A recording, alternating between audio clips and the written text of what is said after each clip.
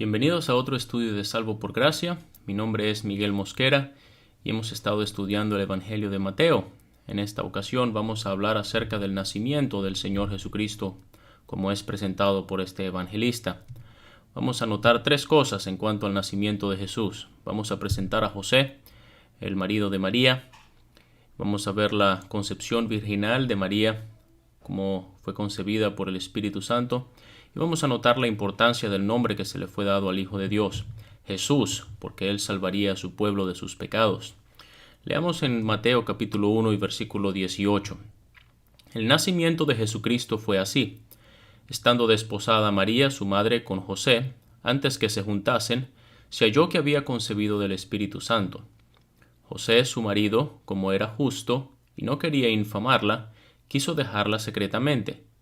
Y pensando él en esto, he aquí un ángel del Señor le apareció en sueños y le dijo: José, hijo de David, no temas recibir a María tu mujer, porque lo que en ella es engendrado del Espíritu Santo es. Y dará a luz un hijo, y llamará su nombre Jesús, porque él salvará a su pueblo de sus pecados. Todo esto aconteció para que se cumpliese lo dicho por el Señor por medio del profeta, cuando dijo: He aquí una virgen concebirá y dará a luz un hijo, y llamará su nombre Emmanuel, que traducido es Dios con nosotros.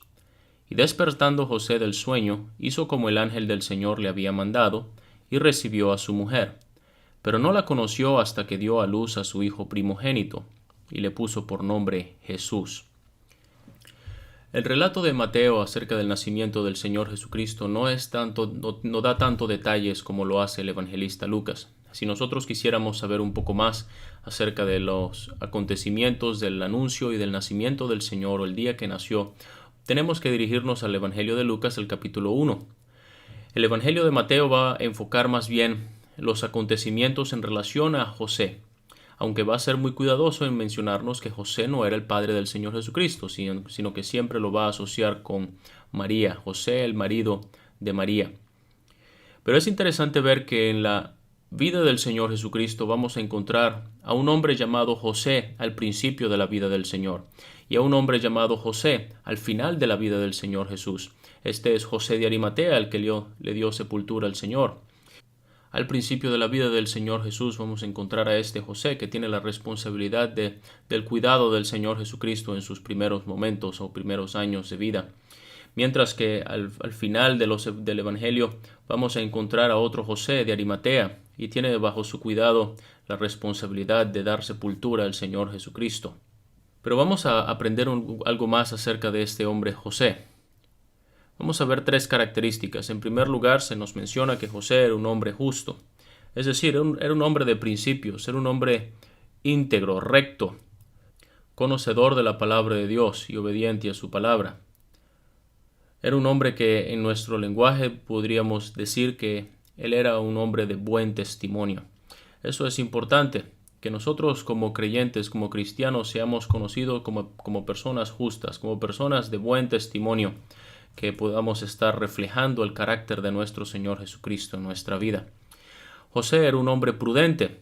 Cuando uno lee, por ejemplo, el relato donde dice que José, cuando se dio cuenta de que María estaba embarazada, él no quiso infamarla y quería dejarla secretamente.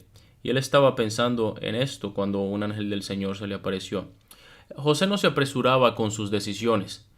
Él tomaba su tiempo, él meditaba el asunto, él no quería cometer un error. Muchas veces cometemos errores cuando tomamos decisiones apresuradas, cuando decimos cosas que después entonces nos queremos retractar de lo que hemos dicho. Mientras que José, él actuaba con paciencia, él actuaba con prudencia.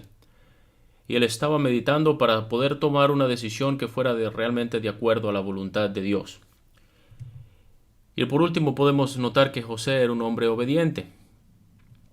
Cuando el ángel del Señor se le aparece a José y le explica todo lo que ha acontecido y que María ha concebido del Espíritu Santo, él está sumiso a la palabra de Dios y él quiere ser obediente y hacer lo que Dios dice en su palabra. Entonces vamos a ver en el versículo 24 que cuando José despertó del sueño, él hizo como el ángel del Señor le había mandado y recibió a María su mujer. Entonces son tres características que debemos imitar en este hombre José: la integridad de carácter, la prudencia en nuestras decisiones y en nuestras acciones, y la obediencia a la palabra de Dios. Ahora, cuando nos referimos al milagro del nacimiento del Señor Jesucristo, realmente nos estamos refiriendo a la concepción virginal de María. María tuvo un embarazo de 9 meses como una mujer lo tendría y ella dio a luz de la misma manera como una mujer lo haría, de una forma natural. Pero es la concepción virginal de María lo que fue el milagro. Y Mateo va a darnos al menos 5 veces y dejarnos en claro de que María concibió del Espíritu Santo, de que ella era virgen y fue concebida del Espíritu Santo. La primera la encontramos en el capítulo 1, versículo 16, donde no aparece la palabra engendró. Hablábamos de esto cuando explicábamos la genealogía. No aparece esta palabra engendró, que se repite en todos los demás casos, todos los demás nombres que aparecen en la genealogía de Jesús, sino que dice Jacob engendró a José, y no dice José engendró a Jesús. Dice José, marido de María, de la cual nació Jesús llamado el Cristo. Entonces está dejando bien en claro que José él era marido de María y fue de ella que nació Jesús. Entonces José no intervino de ninguna forma en la concepción de María para el nacimiento del Señor Jesucristo. Luego en el capítulo 1, versículo 18, se nos dice que había concebido del Espíritu Santo.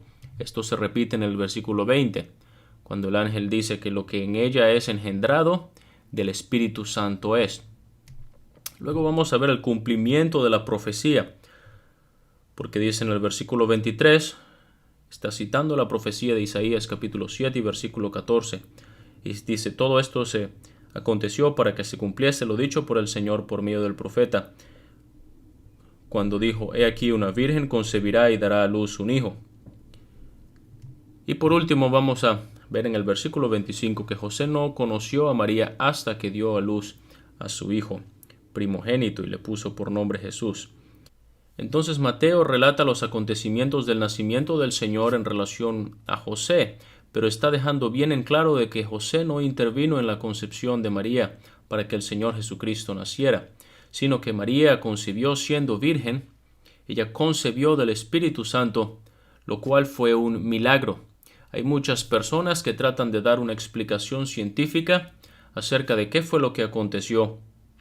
No necesitamos hacer esto, ni mucho menos como otras personas que tratan de desprestigiar las Escrituras para decir de que Mateo o que Lucas o incluso José o María no tenían conocimiento de cómo es que nacen los bebés. Ellos estaban muy claros en cómo nacen los bebés.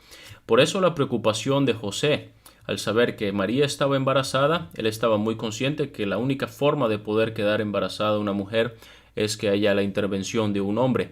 Él sabía esto perfectamente y por eso él estaba pensando en divorciar a María. Y Lucas también nos va a explicar que María también tenía muy en claro cómo nacen los bebés.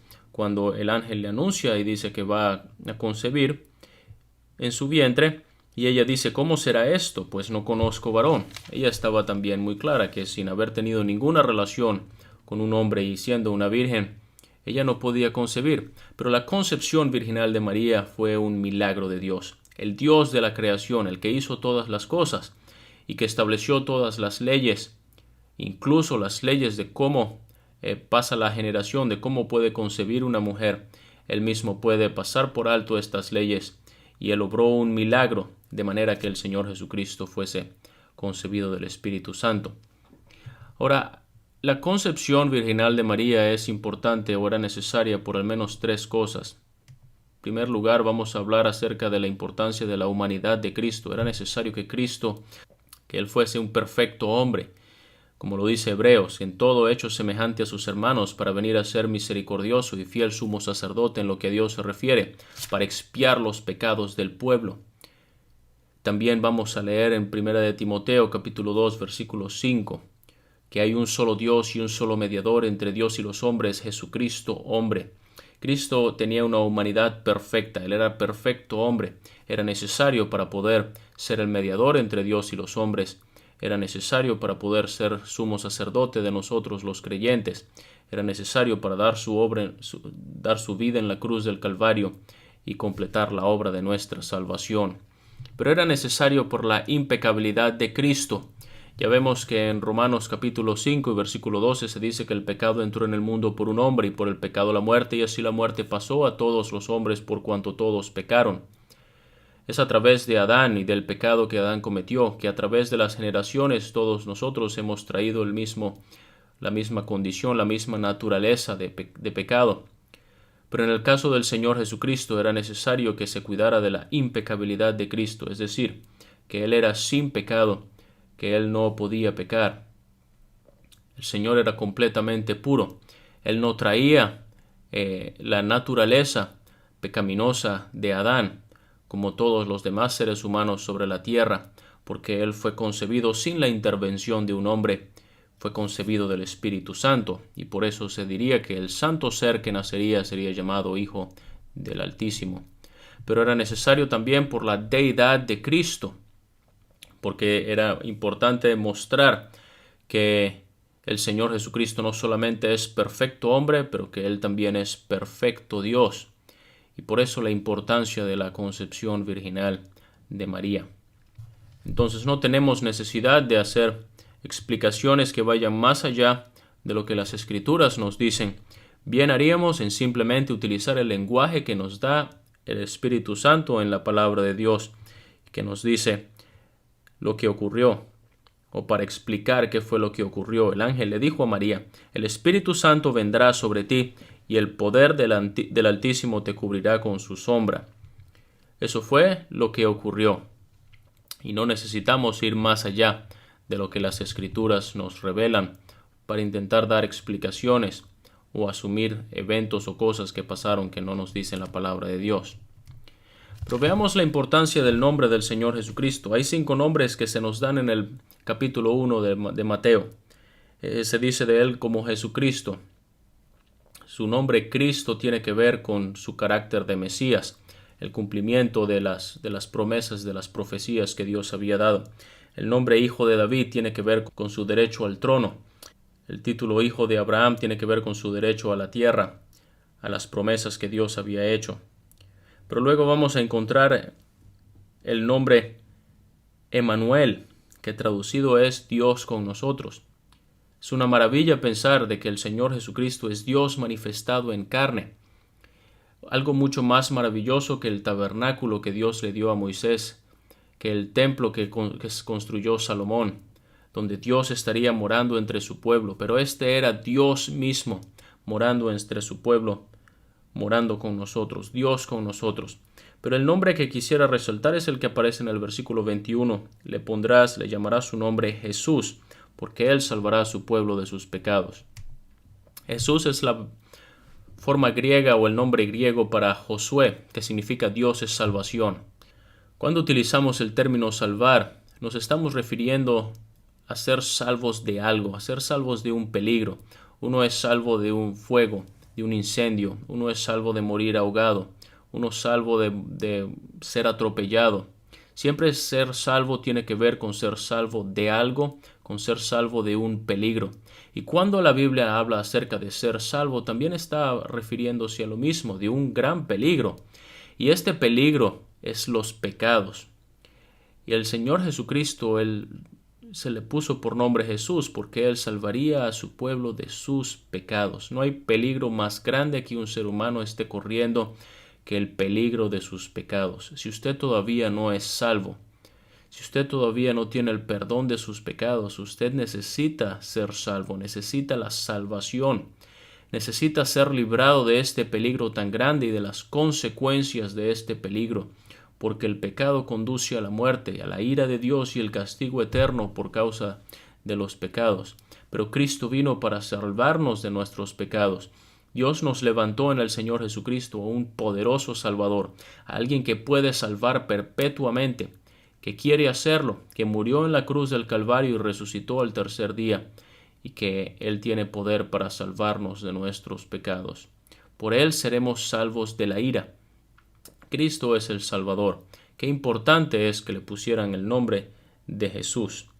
Ahora, en la descripción del video vamos a colocar algunos vínculos que tienen que ver con otros detalles referentes al nacimiento del Señor Jesucristo, que generan dudas y errores en el mundo en el día de hoy.